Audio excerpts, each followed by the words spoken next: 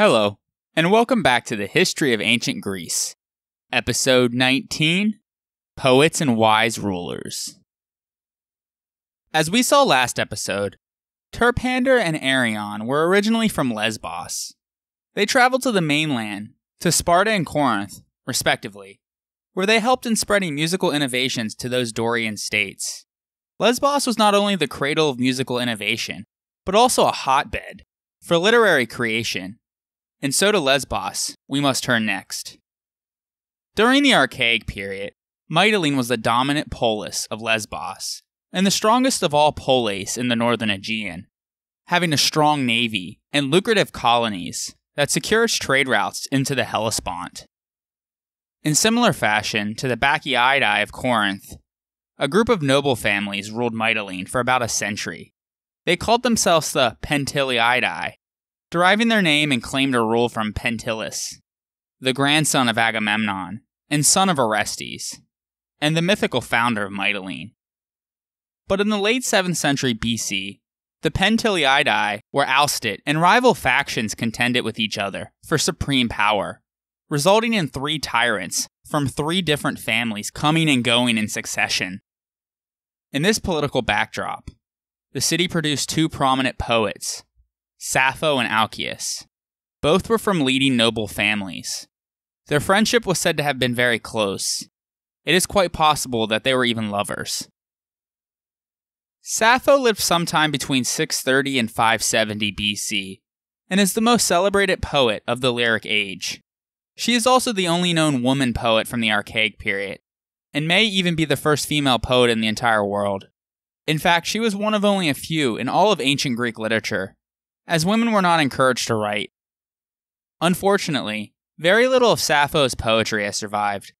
9 papyrus rolls of her poetry were collected in Hellenistic Alexandria, of which only 1 complete poem survives, along with several substantial portions of poems and a number of very short fragments. All in all, Sappho probably wrote around 10,000 lines of poetry, and only about 650 survive. This is probably due to the fact that Sappho wrote in the Aeolic Greek dialect, which was difficult to translate properly for Latin writers, who were well versed in Attic and Homeric Greek. Most of what we have are solo songs, highly personal in tone, whose main theme is erotic love. Her account of emotion, especially of love and desire, is so powerful that even in the fragmentary condition in which her poetry survives, it has enormous power. In one of her more famous verses, she says, "Some say a host of horsemen is the most beautiful thing on the black earth. Some say a host of foot soldiers. Some a fleet of ships. But I say it is whatever one loves." She also wrote, "For she who by far surpassed all humankind in beauty, Helen, deserted her husband, noblest of men, to sail away to Troy. Neither of child, nor of beloved parents did she take thought of at all, being led astray, because of love." Sappho also wrote wedding songs, called epithalmia, performed by choruses of young girls. Very little is known about her personal life. She was born into a well-to-do family, and is said to have had 3 brothers, one of which was Charaxus, who fell in love with the slave Rhodopis at Naucratis, if you recall from a previous episode. She married a rich merchant from Naxos. They had a daughter, whom she praised in a poem, saying, "I have a beautiful daughter, who resembles a golden flower, my beloved Clace. I wouldn't take all of Croesus's Lydia in exchange for her." In a similar vein, she also described another beautiful young girl, saying, "I would rather see her lovely step, and the glancing brightness of her face, than Lydian chariots and foot soldiers arrayed in armor." During the period 603 to 595 BC, political unrest forced Sappho and her family to leave Lesbos and take refuge in Sicily, where she stayed in Syracuse. Upon returning home, sometime between 590 and 580 BC, she founded a school of music and poetry for upper-class women.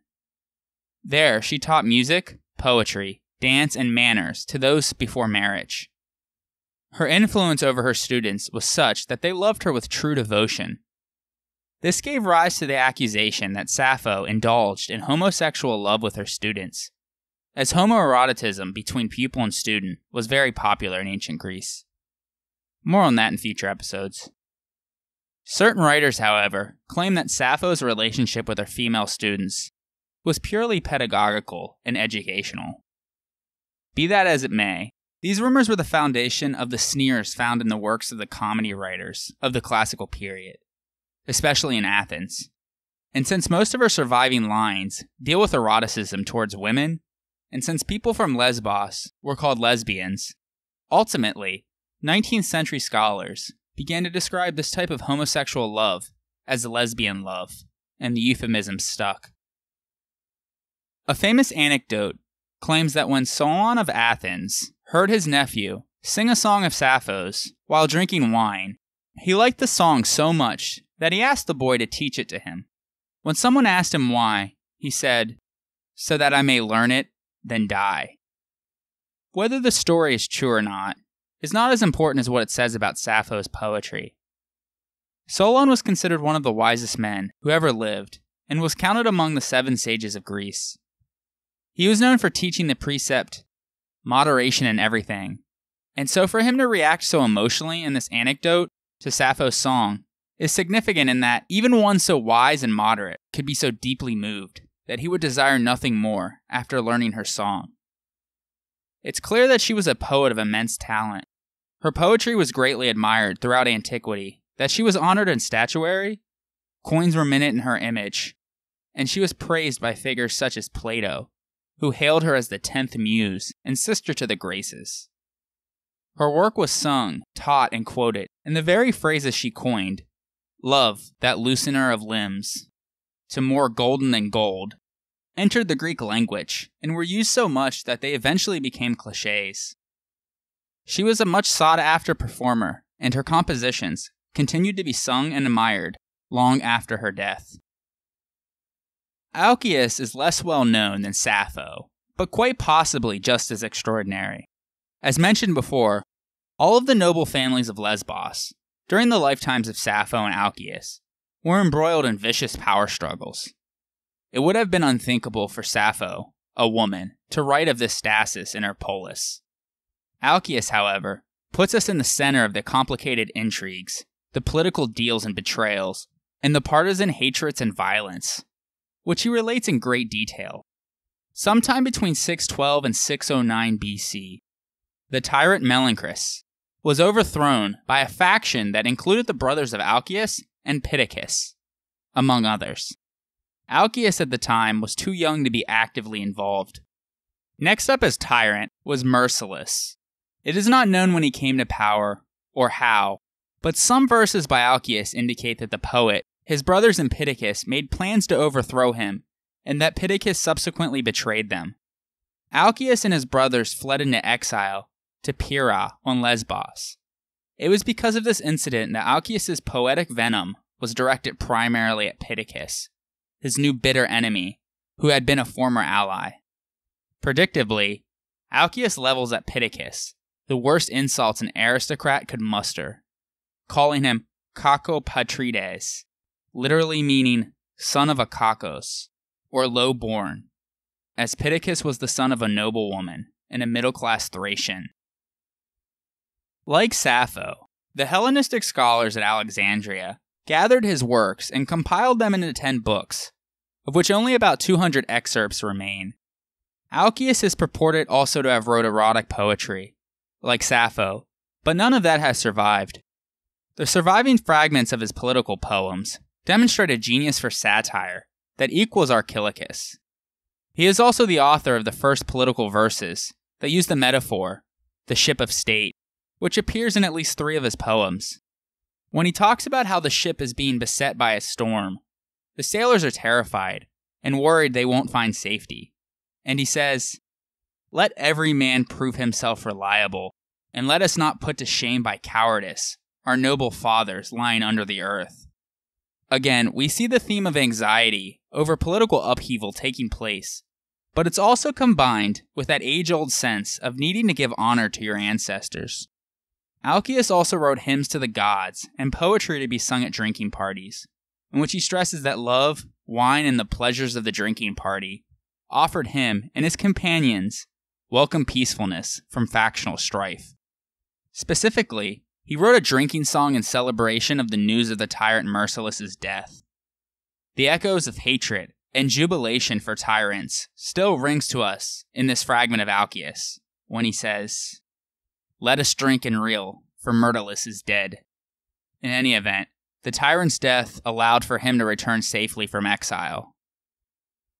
Sometime before 600 BC, possibly trying to take advantage of their factional strife, Athens challenged Mytilene for control of Sigeon in the Troad, a colony of Mytilene, which commanded an important position at the Hellespont and produced much grain. It was Pittacus who commanded the Mytilenean army in a series of battles against the Athenians and their commander Phrynon, a celebrated Olympic victor. During this war, Alcaeus was old enough by then to participate in the fighting, and according to Herodotus, like Archaic, the poet threw away his shield to make good his escape from the victorious Athenians. He then endured the shame of the Athenians, hanging his shield up as a trophy in their temple to Athena. This event was supposedly relayed in a letter sent to his friend Melanippus, which we no longer have. In fact, most of the poems from this war are lost, except for a few lines, but it is thought that they constituted a major source of information for later writers to use. In any event, according to Diogenes Laertius, Pittacus challenged Phrynon to a single combat duel, with the understanding that the result would decide the war, and thereby avoid much bloodshed. Phrynon accepted, but Pittacus won by outwitting his opponent by using a net, ultimately killing Phrynon with a broadsword. The Athenians, though, appealed to the Corinthian tyrant Periander to arbitrate between the two sides as to who should rightfully control Sigeon. Periander found in favor of Athens, accepting their argument that whereas they had taken part in the Trojan Wars and helped to destroy nearby Ilion, the Mytileneans were Aeolians, and so had only arrived in the region at a later date, and therefore did not have the prior claim to the land. Remember how I mentioned many episodes ago that the ancient Greeks looked to Homer to settle territory claims? Well, here's an example.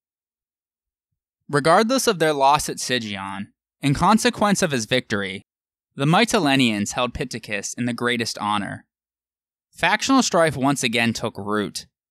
It was during this time that Sappho was forced to leave Lesbos for Syracuse. And Alcmaeon and his family were exiled once again, this time off the island entirely, like Sappho. It is thought that Alcaeus traveled widely during his years in exile, including at least one visit to Egypt. His older brother, Antimenides, appears to have served as a mercenary in the army of the Neo-Babylonian king Nebuchadnezzar II, and probably took part in the conquest of Ascalon. Alcaeus wrote verses in celebration of Antimenides' return, including mention of his valor in slaying the larger opponent, and he proudly describes the military hardware that adorned their family home. All of this factional strife at Mytilene eventually resulted in the Mytileneans entrusting Pittacus with absolute power over the winter of 589-588 BC in order to heal the sores of the city. Pittacus was called Tyrannos by Alcmaeon, but Aristotle later, noting the uncharacteristic features of his reign, implicitly chose to classify him not as a tyrant, but as an asimnetes, which can loosely be translated as supervisor, and was the word Dionysius of Halicarnassus, later used to translate the Latin dictator.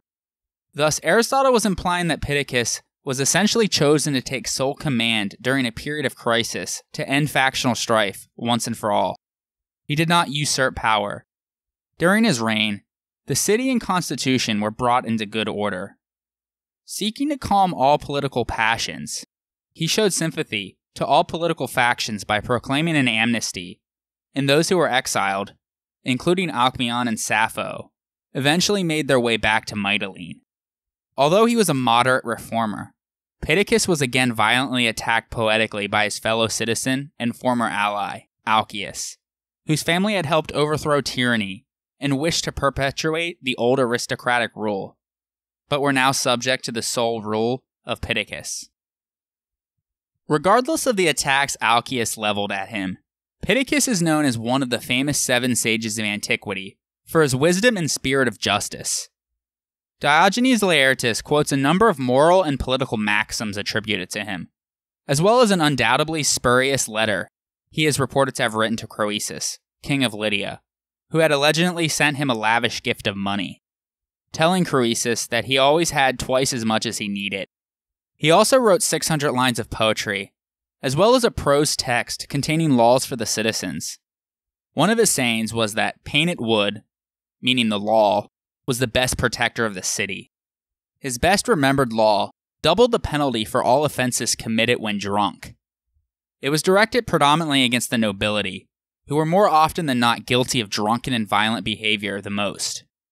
As such, it was greatly appreciated by the common people. Some of his maxims are, beware of the unethical. Power reveals the man. Do not beautify your appearance, but in your works be good. Do not become rich unjustly. Idleness is distressing. Know when to act. And call no man fortunate until he dies. His greatest motto, though, was, whatever you do it well.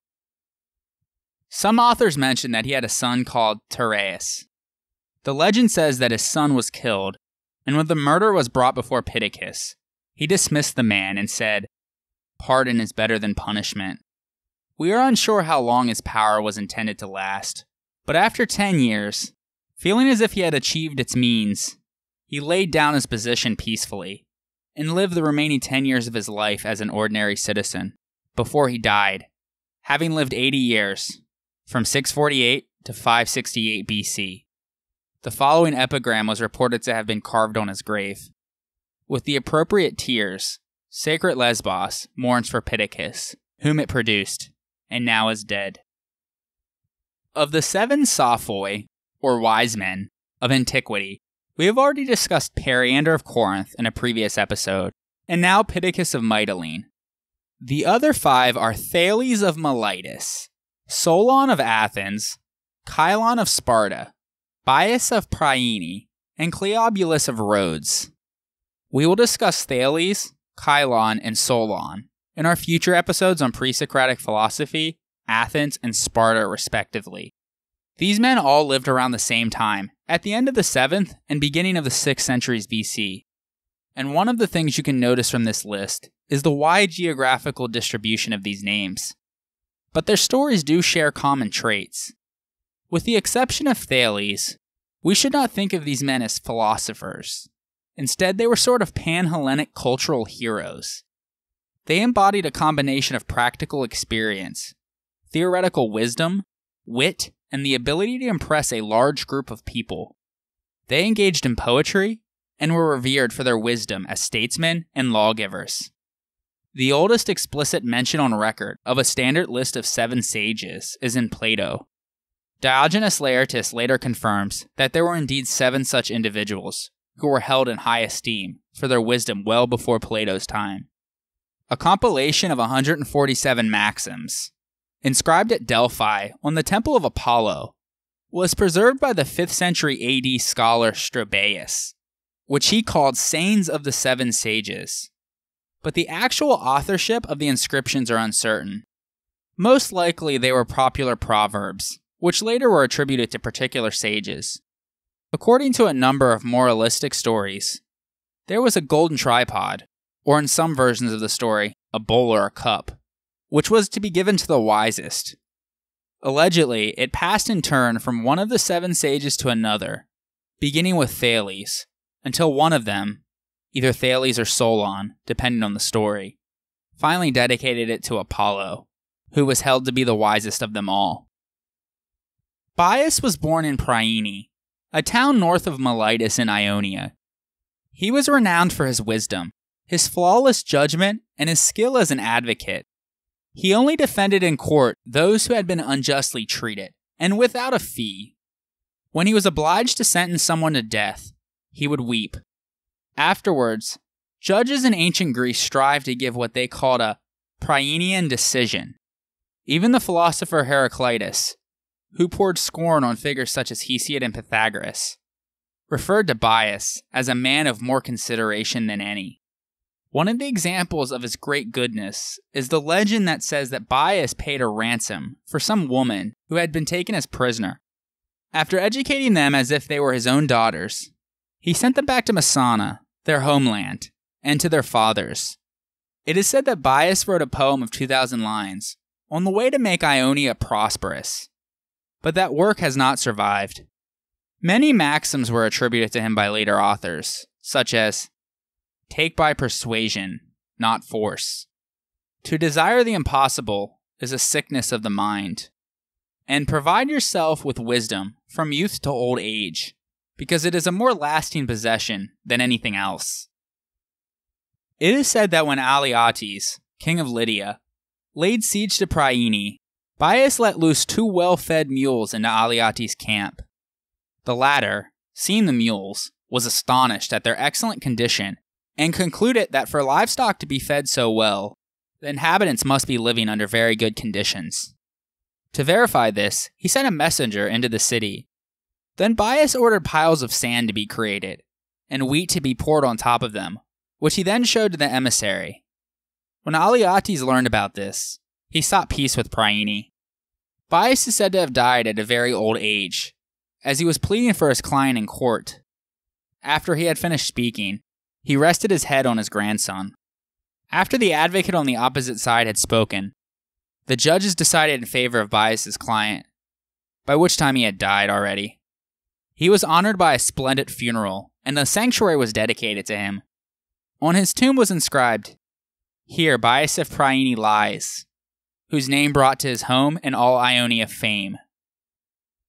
Cleobulus was a native of Lindos, on the island of Rhodes. Plutarch spoke of him as the tyrant of Lindos. His father boasted that his family descended from Heracles. He was distinguished for his physical strength and handsome appearance. He had traveled widely and was said to have studied philosophy in Egypt. He wrote poetry, riddles, and epigrams. He had a daughter, Cleobulene, who also was a writer of riddles and hexameter poems. Of all the riddles for which Cleobulus was famed, only a few have survived, including this one. The father is 1, and his children 12.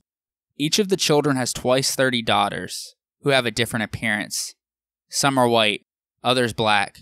Some are immortal, while others die. If you want to solve the riddle on your own, I recommend that you pause this, and rewind if you need to. But for those who aren't able to figure it out, the answer is time. Anyways, many maxims have been attributed to him as well, such as hold your tongue, do nothing by force, show not pride when wealthy, nor undue servility when poor, and measure in all things. He was said to have lived to an advanced age, and more than likely died of natural causes. Another interesting literary figure, with a connection to both Sappho and the 7 Sophoi, is the semi-mythical storyteller Aesop. If he actually was a person, he probably lived sometime around 620 to 564 BC. He is credited with a collection of 725 fables, known as Aesop's Fables. No writings by Aesop, if he existed or even wrote anything, have survived. There probably existed in the 5th century BC, a written book containing various fables, as authors of the classical period make mention of having read it, but we cannot be certain who the original author, or authors, were. Like with the case of Homer, ancient authors probably attached it to some legendary figure named Aesop to give it some sort of authority. The body of work identified today as Aesop's Fables was transmitted by a series of authors writing in Greek, and ultimately in Latin, with the addition of material from other cultures later. Also, what we have today in its final form bears little relation to those that Aesop supposedly originally told. The fables likely were originally told from person to person, as much more for entertainment purposes, but largely as a means for relaying or teaching a moral or lesson. These stories are essentially allegorical myths, often portraying animals and inanimate objects, mimicking human speech and behavior. In effect, the stories are designed to mimic human life. Most of the fables are meant to highlight bad or poor human decisions and behaviors, in order to allow the animals to appear in multiple tales and roles. Aesop did not restrict the animals to behaving in a manner generally associated with that particular animal, such as the cunning fox or the slow turtle. These looser characterizations allow for the animals to appear in other settings, acting in different manners. Often the focus of Greek learning, especially regarding instruction for children in reading and writing, Aesop's fables served a multitude of additional purposes. Politically, the fables emerged in a time period of Greek history when authoritarian rule often made free and open speech dangerous for the speaker. The fables served as a means by which criticisms against the government could be expressed without fear of punishment. In effect, the story served as a code by which the weak and powerless could speak out against the strong and powerful. Additionally, the story served to remind the weak that being clever could provide a means by which they could succeed against the powerful. The subversive nature of the tales allowed the lower classes in Greek society a means of escape from a society which was often oriented around the idea that might makes right. The fables were also considered as a valuable tool in speeches, especially as a means to persuade others about a specific point. Aristotle, in his Rhetoric, argued that in the absence of any concrete evidence for proving one's point, that a fable could just as well support one's argument. Scattered details of Aesop's life can be found in ancient sources, including Aristotle, Herodotus, and Plutarch. An ancient literary work called the Aesop Romance tells an episodic, albeit probably highly fictional version of his life.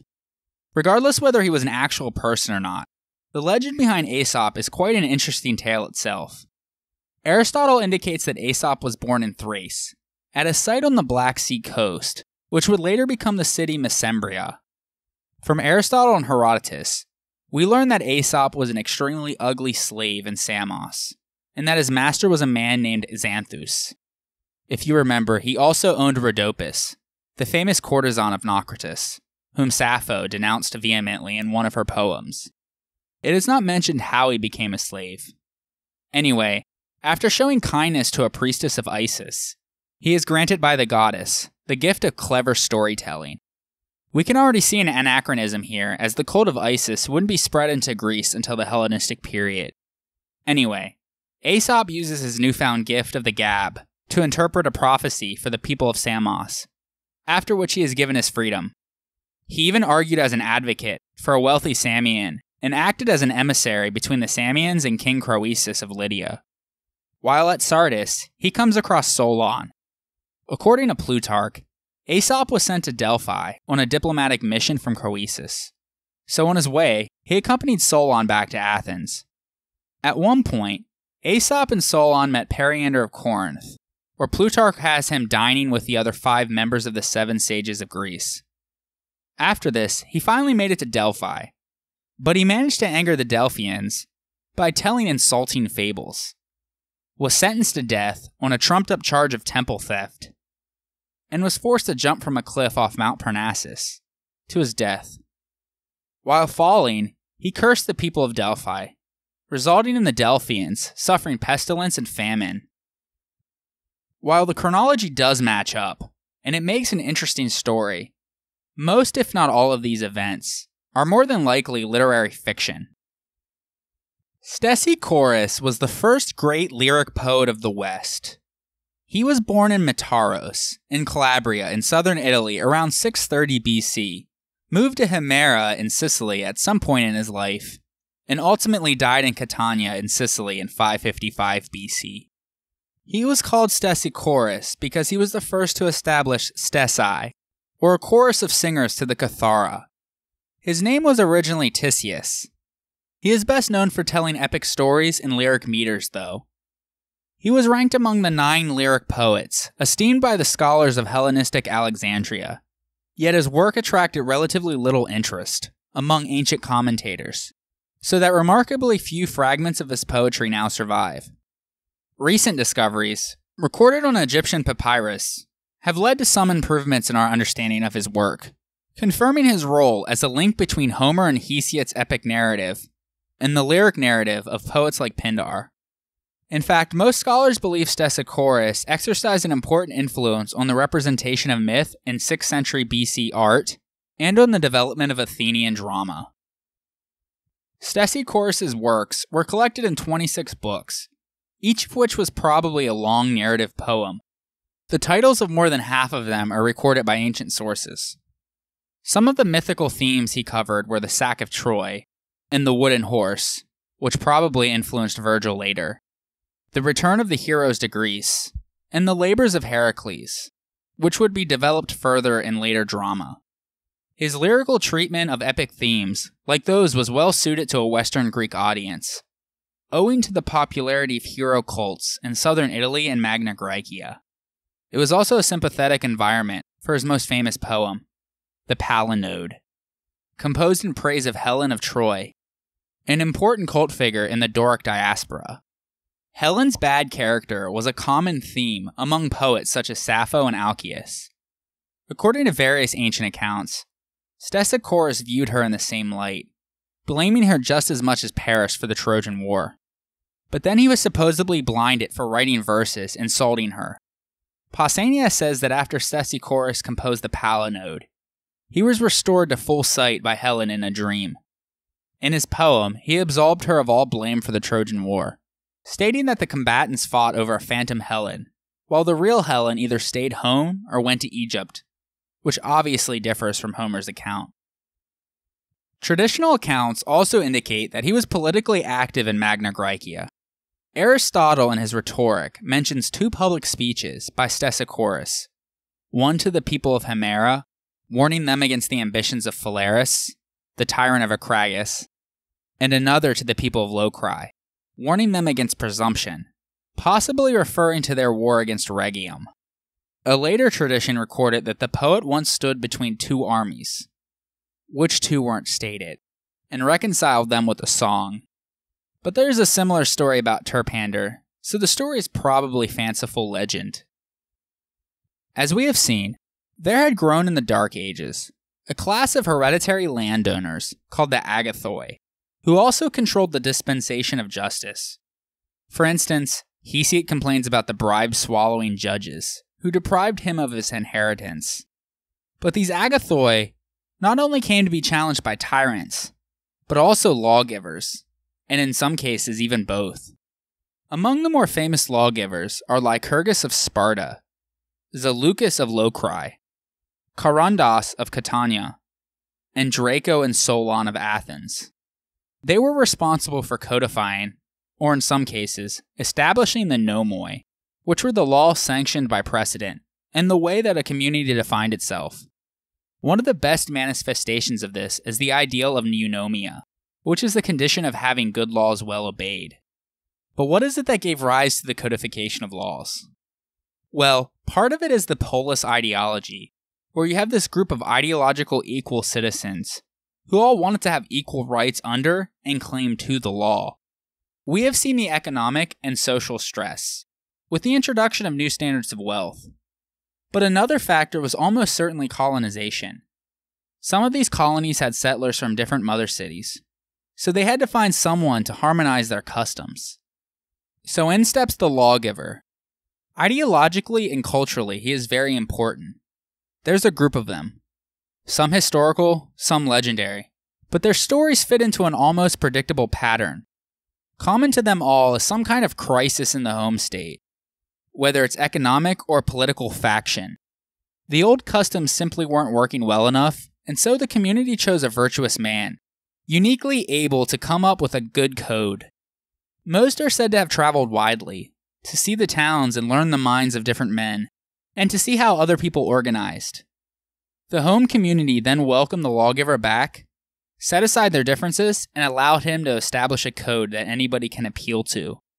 The story then almost always includes either the death or the departure of the lawgiver, because as long as he was around, he had the ability to change his own code.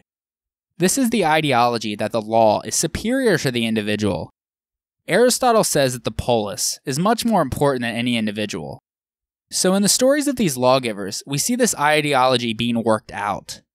But we also see the replacement of a kind of clan-based justice system dispensed at the whim of the nobility. to a kind of justice that can apply to all the members in a community. We have surviving in southern Crete one of the earliest law codes at a town called Gortyn, or modern Gortys. It goes on quite some length, and is written in the booster feed-end style that we mentioned a few episodes back, where one line is read left to right, and the next is read right to left, and so forth. The Gortyn Code is written in the Dorian dialect, and represents the only substantial corpus of Greek law from antiquity found outside Athens. The whole corpus of Cretan law may be divided into three broad categories. The earliest being around 600 to 525 BC, was inscribed on the steps and walls of the Temple of Apollo. The next was written on the walls in the Agora between 525 and 400 BC. And the third also was written in the Agora, but since they contain Ionian characters, they have been dated to the 4th century BC. Though all the texts are fragmentary and show evidence of a continuous amendment of the law, it has been possible to trace the development of the law from archaic inscriptions onwards. These early legal codes were simply written down versions of what had been custom.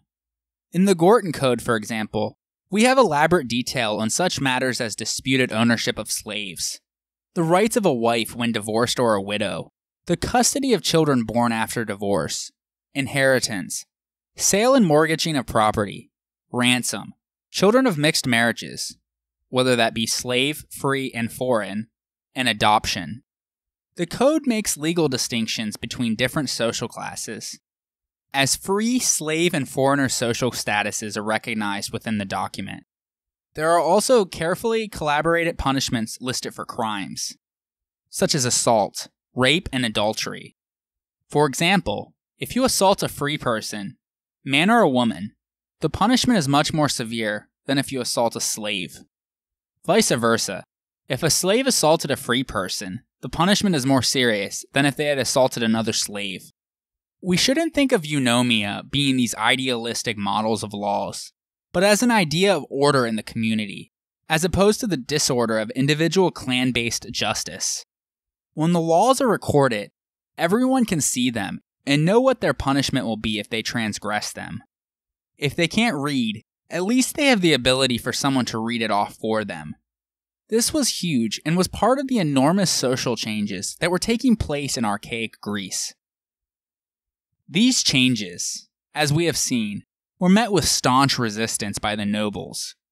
Interesting evidence for the social anxiety taking place can be seen in the roughly 1,400 lines of poetry that have been attributed to Theognis of Megara, who flourished around 550 BC.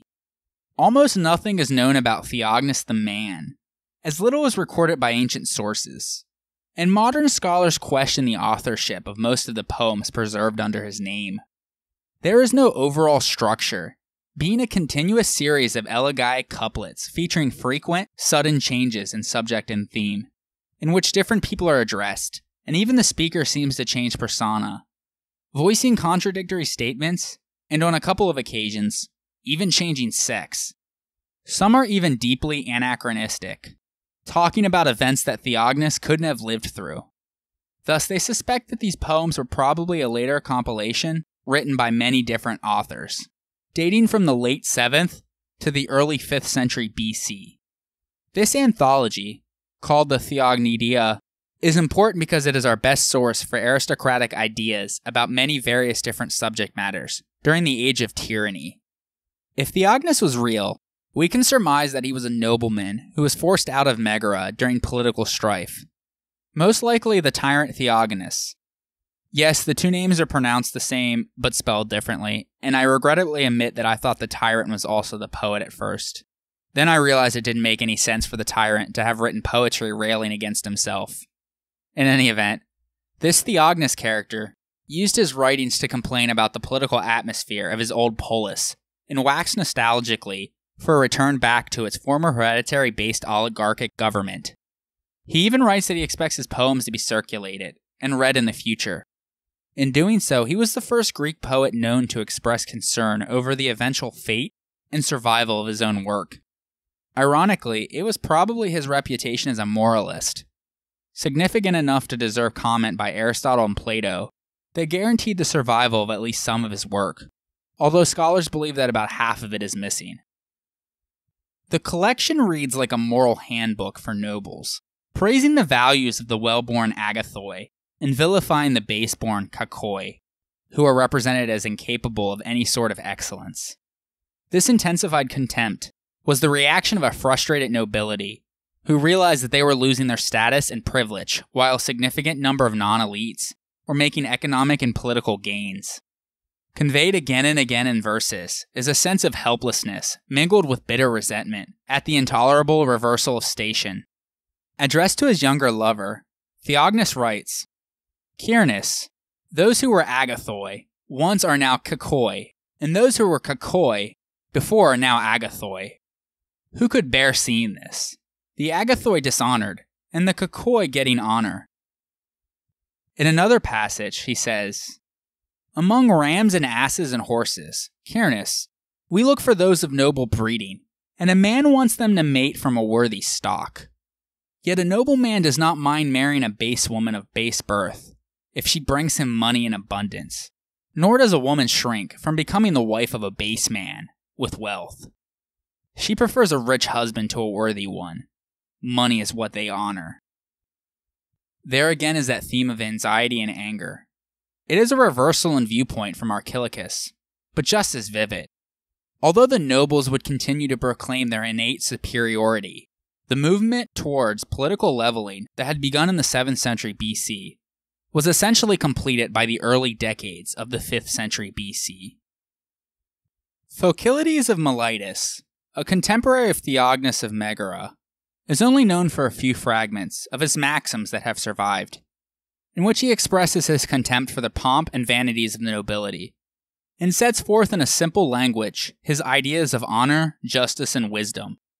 Quite possibly his most famous fragment, as quoted by Aristotle, Many things are best in the middle. I want to be middle in the polis. While his maxims were eloquent representations of the non-elites in Greece, other poets painted a far more colorful representation of the non-elite perspective. Following in the iambic footsteps of Archilochus and Simonides was Hipponax of Ephesus. In composing verses depicting the vulgar side in Ionian society, he adopted the persona of an urban hustler, always broke and engaging in drunken brawls and escapades. Hipponax wrote in a vernacular full of street slang and obscenity, savagely lampooning his enemies and making fun of himself and his poverty. Little of his work survives, despite its interest to Alexandrian scholars, who collected it in 3 books, most likely because later Christian scholars didn't approve and thus didn't copy. The Hellenistic scholars, though, were particularly interested in his use of language, as he employed a form of Ionic Greek that acted as if Homer never existed, and instead used an unusually high number of Anatolian, particularly Lydian-based, words. Aristotle credited him with inventing literary parody, as well as with influencing comedians, such as Aristophanes. His witty, abusive style appears, for example, in this quote, cited by Herodian. What naval snipper wiped and washed you as you squirmed about, you crack-brained creature? It should be noted that naval snipper signifies a midwife. It is recorded that he was expelled from Ephesus by the tyrants Athenagoras and Comas. Nothing is known about them, unfortunately. Anyway, then he settled in Clazomenae, where he wrote verses, satirizing the brothers Bupalis and Athenas of Chios. They were sculptors of marble, and are even believed to have been the sculptors for at least one frieze on the Siphnian treasury at Delphi, as the inscription of Bupalis has been found there. In any event, when Hipponax had sought to marry Bupalis' daughter, he was rejected because apparently he was really ugly, and Bupalis portrayed him as such in sculpture in order to provoke laughter. Hipponax retaliated in verse, so savagely that Bupalis and Athenas hanged themselves. Hipponax in that case closely resembles Archilochus, who, if you recall, reportedly drove Lycambes and his daughters to hang themselves after he too was rejected in marriage. Such a coincidence by 2 iambic poets obviously invites skepticism. Before I continue, I will give you a warning that you're about to hear some vulgar language. So if you don't want to hear it, you should probably skip ahead 15 to 30 seconds. With that being said, in one fragment, Hipponax decries Boupalis, the motherfucker with Arete, metrokoitis in Greek. Arete evidently is the mother of Boupalis, and is also presented as performing fellatio on Hipponax, her own son, in another fragment. And elsewhere, Hipponax complains, "Why did you go to bed with that rogue Boupalis?" And again apparently referring to Arete, whose name ironically is Greek for virtue. The poet describes himself as a man of action, but unlike Archilochus, who served as a warrior on Thasos, his battlefields are close to home. He says, "Take my cloak, I'll hit Boupalis in the eye, for I have 2 right hands and I don't miss with my punches." Eating, defecating, and fornicating are frequent themes found in his poetry, and often they are employed together, as in a fragment that we have that narrates a sexual encounter between Hipponax and a Lydian-speaking woman, who performs some esoteric and obscene religious rites on him, including beating his genitals with a fig branch and inserting something up his anus, provoking defecation, and finally an attack by dung beetles. Carrying on the tradition of Simonides, Hipponax too shows his misogynistic side, when he says, "There are 2 days when a woman is a pleasure, the day one marries her, and the day one carries out her dead body." Lewd representations of the non-elite, though, were not the norm in late 6th century BC poetry. In returning back to the elitist perspective, we come across another Ionian poet by the name of Anacreon of Teos, a polis which sat opposite of Samos on the Anatolian coastline. He lived from around 570 to 485 BC. A celebrated poet in his youth, he was renowned as a witty, boisterous womanizer, a natural consequence of growing up in Ionia during the period of prosperity. Anacreon fled into exile with most of his fellow townsmen to Abdera in Thrace, when Cyrus the Great besieged the Greek cities of Asia Minor. Anacreon seems to have taken part in the fighting, in which by his own admission, he did not distinguish himself well. Later, he was invited to Samos by the tyrant Polycrates, to his court along with other poets, but he quickly became Polycrates' favorite and even wrote complimentary odes about him.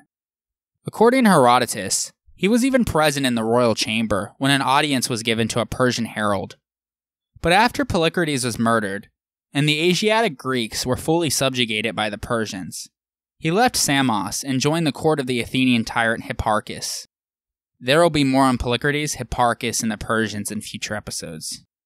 In any event, in Athens, he became acquainted with the poet Simonides and other members of the brilliant literary circle that had gathered around Hipparchus. When Hipparchus too was murdered, the circle was broken up, and he and Simonides traveled to the court of Ephicrates, a Thessalian monarch of the house of the Aleuadae. Following the Persian Wars, he returned home to Teos, where he either died in old age, or according to a colorful story by the Roman author Pliny the Elder, he choked on a grape. For a long time, Anacreon was popular in Athens, where a statue was said to be seen on the Athenian Acropolis. On several coins from Teos, he is represented holding a lyre in his hand, sometimes sitting, sometimes standing. He was considered to the Hellenistic Alexandrians to be one of the canonical 9. His poetry was divided into 5 books, 3 of which contained purely lyric poems, another elegies, while the last contained iambic poetry. Of his extensive body of work, only fragments survive. His subjects are inspired by his life as an aristocratic court poet. He particularly celebrated the pleasures of feasting, wine, love, and carefree life. For Anacreon, these are the proper topics for symposia, not the worn-out themes of war and bloodshed. He writes, "I don't like the man who, while drinking wine beside the full mixing bowl, talks about quarrels and warfare with its tears, but rather one who mingles the muses and Aphrodite's splendid gifts together, and so keeps the charms of festivity in mind." Similar in style and tone to Anacreon was his contemporary Pittacus from Rhegium, in southern Italy, who also spent years at Polycrates' court. Unlike Anacreon, though, very few biographical facts are actually known. The proverb, more silly than Pittacus, was apparently based on an anecdote about Pittacus stupidly or nobly turning down an opportunity to become tyrant of Rhegium, in order to pursue a poetic career instead. The veracity of this is unsure, but Plato did imply that Pittacus was in fact wise enough to avoid the lure of supreme power. Not much is known from his time in the West, except that he fell from his chariot while traveling between Catania and Himera, and injured his hand badly enough, forcing him to give up playing the lyre for some considerable time. Evidence in his surviving poetry seems to indicate that Pittacus might have spent time at Sicyon and Sparta, before journeying to Samos. He probably left Samos at the same time as Anacreon, and was said to have died back home in Rhegium. Pittacus too was considered by Hellenistic Alexandrians to be part of the canonical 9 lyric poets. Some of Pittacus's poems are long choral narratives in lyric meters, on traditional epic and mythological themes, in the manner of Stesichorus. His work survives today only as quotations by ancient scholars, or recorded on fragments of papyrus recovered from Egypt. Most of his extant work, however, is homoerotic poetry, full of sensuous imagery, and is considered some of the finest examples of Greek poetry. In one poem, Eros, or love, comes from the north wind from Thrace, and with parching madness, dark and fearless, shakes me to the bottom of my heart with his might. In another poem, on falling in love again, he compares himself to an old champion racehorse that unwillingly drags his chariot to the contest. Pittacus's role in the development of Greek lyric poetry was as a mediator between Eastern and Western styles. Sappho and Alcaeus wrote, while Stesichorus was developing the different art of the choral ode in the West. But with Pittacus, the art of the West was brought to Ionia, and the fusion of the two styles marked a new stage in Greek poetry.